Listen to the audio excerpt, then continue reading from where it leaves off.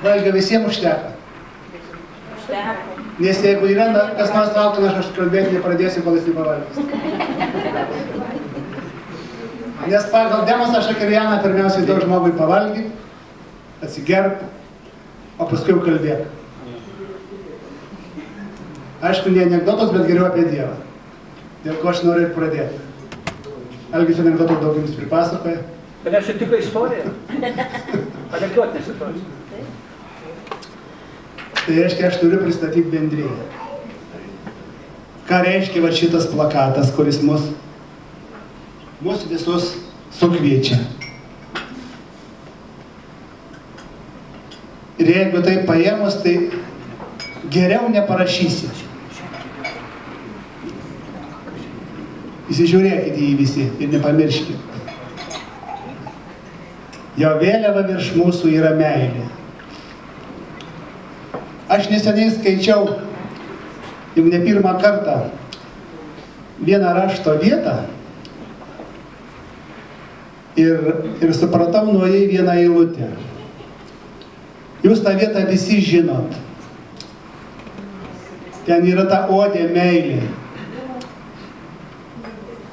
Ir visi mes dabar čia kalbėjom, kad norim būti labai protingi, stengiamės daug mokytis, daug suprasti.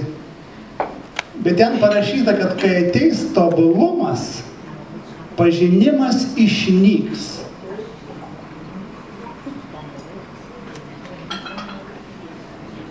Išnyks ir pranašystės, ir pažinimas. Nes kada myli žmogų, tu automatiškai žinai, kaip tau reikia elgtis. Tau nereikia jokio pažinimo. Tavo širdies būsena diktuoja, ką tu turi daryti žmogui, kurį tu myli. Ir dabar įsivaizduokit Kristus, kuris jūs visus labai myli. Jis nežiūri į jūsų darbus, į jūsų planus. Jis tiesiog myli tokius, kokius jis jūs mato ir turi. Bet gerai, pamaslaut aš nepamslausiu. O tai Algis tuoj mane pasvadys.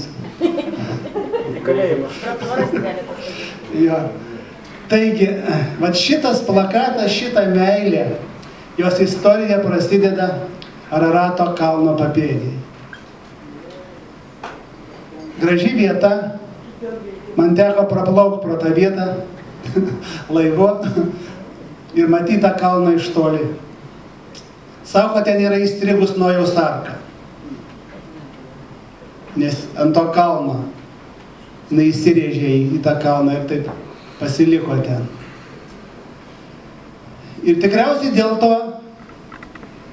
kalno papėdėje gyveno žmonės, įvairios tautos, bet jie visi buvo krikščionys. Ir kaip krikščionys jie išpažino Dievą, jie pranašavo, jie meldėsi kalbomis. Jie ėjo šituo keliu ir manė, kad tai bus visada.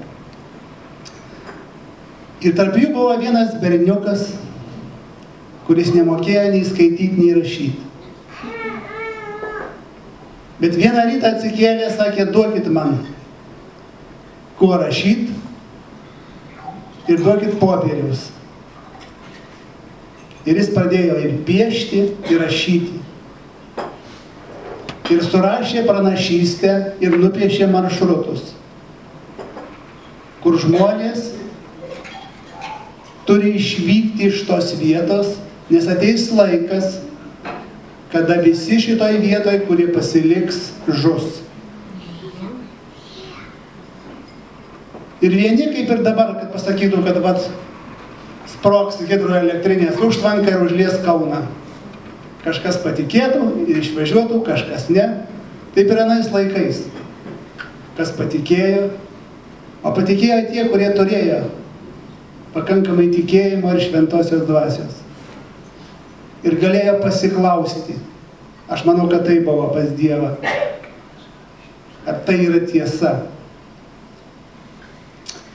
Tie išvažiavo, O važiuoti reikėjo pirmiausiai plaukti Viduržemio jūrą, Juodąją jūrą, paskui Viduržemio jūrą, perkirsti Atlantą, bet nepasilikti šitoj pusėje Amerikos žemyno, o važiuoti per visą žemyną ir apsigyventi anoj Ramiojo vandenyno pusėje.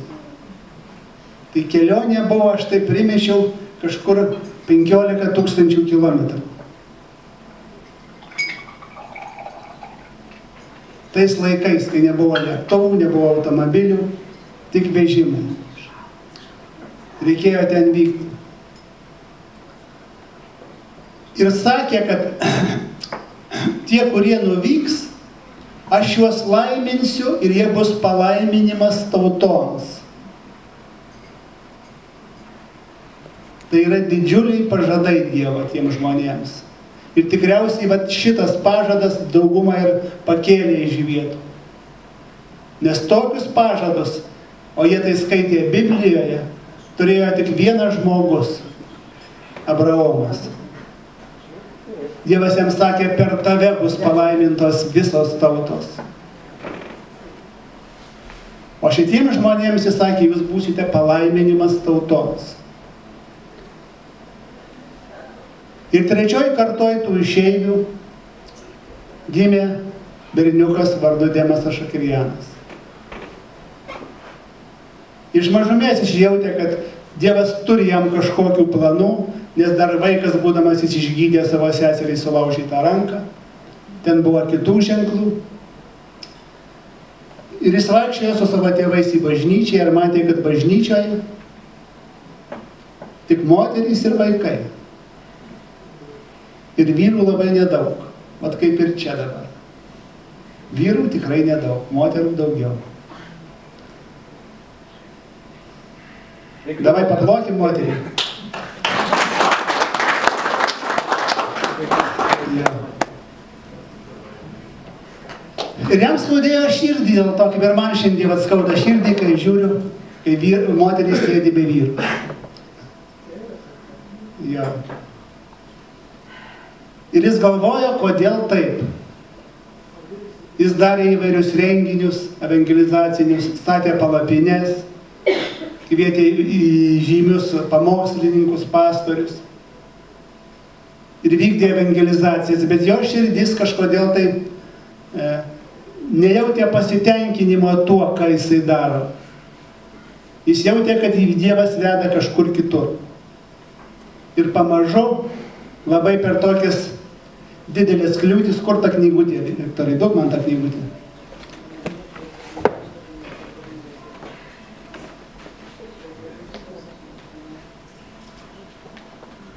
Vat šita knygutė yra parašyta apie istoriją, kurią aš pasakoju.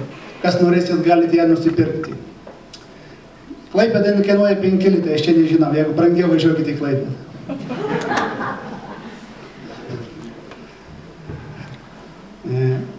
Kur aš sustojau. Jo širdis degė kažkuo kitu negu evangelizaciniais renginiais, šitais, kuriuos jis vedė. Nes būtent jam rūpėjo pakelti vyrus. Ir jo širdyje pamažu brendo ta idėja, kuri buvo be abejonės iš Dievo, įkurti tokią bendriją vyrams, kur susirinktų vyrai, kur šlovintų viešpatį, kalbėtųsi. Aišku, prieš tai armėniškų papročiais norėjo juos visus pamaitinti. Nes armėnai, kai pradeda kalbėti, pirmiausia duoda žmogui užvalgyti. Dėl to jūs čia kažką turite užvalgyti. Tai atėjęs iš ten tas paprotys. Ir jis nusprendė įkurti tokią bendriją, kurios dabar esate, ir jam Dievas padiktavo pavadinimą. Tarptautinė pilnos evangelijos veiklių žmonių bendrija. Nors tas tarptautinė buvo keistas dalykas jam tada, nes tai buvo tik vienas skyrius, tam mieste, kuris jis gyveno. Bet Dievas jam atkakliai kartojo, kad tarptautinė. Jis įkūrė tą skyrių, buvo keletas susirinkimų, keletas žmonių įtikėjo, bet dideli darbai visus metus tam skyriui nevyko. Ir kada po metų jis su savo keliais bičiuliais bendra žygiais šitoje srity nusprendė, kad ateinantiem susirinkime jie uždarys bendriją kaip nevykusį eksperimentą. Bet prieš tai, prieš uždarant, išvakarėse tos dienos jis nuėjo melstis ir prašyti Dievą, kad jis duotų jam atsakymą, ką daryti, uždaryti ar dar toliau tempti tą gumą. Jis nuėjo melstis ir štai atsitiko toks dalykas. Į tą kambarį atėjo gyvas Dievas. Oras pasidarė kaip vanduo. Jis suklupo maldoje ir buvo paimtas iš savo kūną. Buvo pakeltas virš namo stogo. Jis kilo aukštyn ir matė visą žemės rutulį, įvairius kontinentus. Ir matė daugybę žmonių, vyrų, kurie stovėjo suakmenėjusiais veidais. Jie buvo šalia vienas kitą, bet vienas kitam buvo svetimi. Vaizdas buvo toks baisus, kad jis ir sušuko: Viešpatie, kas jiems yra? Ir Dievas atsakė: žiūrėk. Ir žemė sukosi vėl. Jis matė visus kontinentus ir matė tos žmonės, tuos pačius žmonės, kurie stovėjo džiaugsmingais veidais, iškėlė rankas. Gal jūs pratęsite? Ir šlovino viešpatį. Ir sakė, šitai aš padarysiu. Per bendrinos rytą į susirinkimą atvažiavo tas jo draugas, kuris norėjo uždaryti bendriją ir padavanojo bendrijai $1000. Tai buvo pirmas įnašas į bendrijos kasą. Toks jau juntamas. Kitas žmogus važiavo visą naktį, kad suspėtų į tą susirinkimą ir pasiūlė spaustuvės paslaugas bendrijai, nes bendrija turėjo turėti savo laikraštį. Po to pradėjo vykti dalykai tokie, kurių jis pats nesitikėjo.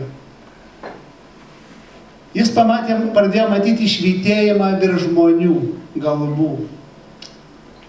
Ir jis pradėjo kviesti tos žmonės prie mikrofono ir kalbėti.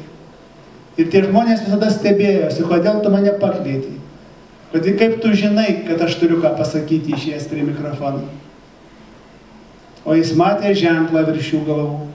Šventoji dvasia jam rodė tų žmonės tiesiog. Ir žmonės ėjo, kalbėjo. Ir kuo daugiau jie kalbėjo žmonių, tuo daugiau, labiau augo Dievo buvimas toj salėje. Jo veikimas.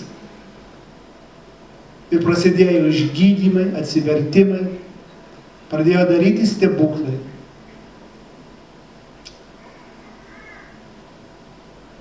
Po to ta bendrija pradėjo plisti, rinkosi daugybė žmonių, atsirado nauji skyriai, vėliau tie skyriai persikėlė į kitas šalis, į kitus kontinentus. Ir pagaliau atėjo į Lietuvą. Kada atėjo į Lietuvą, Algis geriau žino už mane. 93 metais. Ir čia prasidėjo Kaune. Ta idėja atvežė 2 misionieriai iš Naujosios Zelandijos. Australijos. Jo. Jie uždegė tą meilę, paliko čionaise. Ir dabar jinai bendrija yra 11 miestų, jo, Lietuvoje. Ir šiandien jūs esate viename iš tų bendrijos renginių. Tas renginys mes vadinam į banketą arba šventinį pietus. Čia mes darysim tai, ką darydavo Demasas Šikirjanas savo vestiniuose pietuose irgi. Mes liudysim. Aš nežinau, ar Algis matys švytėjimą ant kažkurio galvos. Bet vis tiek jisai kvies liudyti vyrus, kurie jam atrodo šiandien turi liudyti. Tai va tiek. Taip mes gyvename ir taip mes gyvename.